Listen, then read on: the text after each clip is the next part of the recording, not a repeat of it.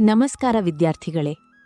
ಇಂದಿನ ಪಾಠದಲ್ಲಿ ನಾವು ಜಗತ್ತಿನ ಅತ್ಯಂತ ಮಹತ್ವದ ನಾಗರಿಕತೆಯೊಂದಾದ ಈಜಿಪ್ಟ್ ನಾಗರಿಕತೆ ಬಗ್ಗೆ ತಿಳಿದುಕೊಳ್ಳೋಣ.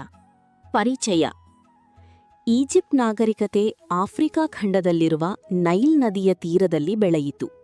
ಇದು ಸುಮಾರು ಕ್ರಿಪು 3300ರಿಂದ ಆರಂಭವಾಗಿ ಸಾವಿರಾರು ವರ್ಷಗಳ ಕಾಲ ಮುಂದುವರಿಯಿತು.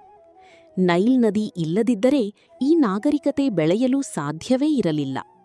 ನೈಲ್ ನದಿಯ ಮಹತ್ವ. ನೈಲ್ ನದಿಯನ್ನು ಗಿಫ್ಟ್ ಆಫ್ ನೈಲ್ ಎಂದು ಕರೆಯುತ್ತಾರೆ. ಪ್ರತಿ ವರ್ಷ ನದಿ ತುಂಬಿ ಹರಿದು ಕೃಷಿಗೆ ಫಲವತ್ತಾದ ಮಣ್ಣು ನೀಡುತ್ತಿತ್ತು. ಇದರಿಂದ ಈಜಿಪ್ಟ್ ಜನರು ಕೃಷಿಯಲ್ಲಿ ಬಹಳ ಮುನ್ನಡೆ ಹೊಂದಿದ್ದರು. ಸಮಾಜ ಮತ್ತು ಆಡಳಿತ.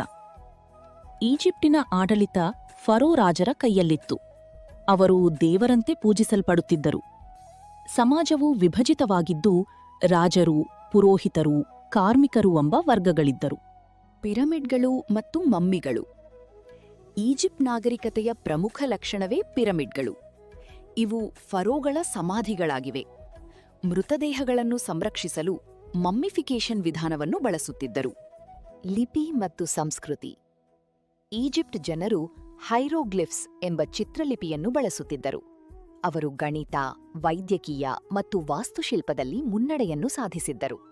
ಹೀಗಾಗಿ ಈಜಿಪ್ಟ್ ನಾಗರಿಕತೆ ಮಾನವ ಇತಿಹಾಸದಲ್ಲಿ ಮಹತ್ವದ ಸ್ಥಾನವನ್ನ ಹೊಂದಿದೆ. ಇದರ ಸಾಧನೆಗಳು ಇಂದಿಗೂ ನಮ್ಮನ್ನು ಆಶ್ಚರ್ಯಪಡಿಸುತ್ತವೆ. ಈ ರೀತಿಯ ನಾಗರಿಕತೆಗಳನ್ನ ತಿಳಿಯಲು HBD ಯೂಟ್ಯೂಬ್ ಚಾನಲ್ ಅನ್ನು ಸಬ್ಸ್ಕ್ರೈಬ್ ಆಗಿ ಮತ್ತು ನಿಮ್ಮ ಗೆಳೆಯ ಗೆಳತಿಯರಿಗೆ ಶೇರ್ ಮಾಡಿ.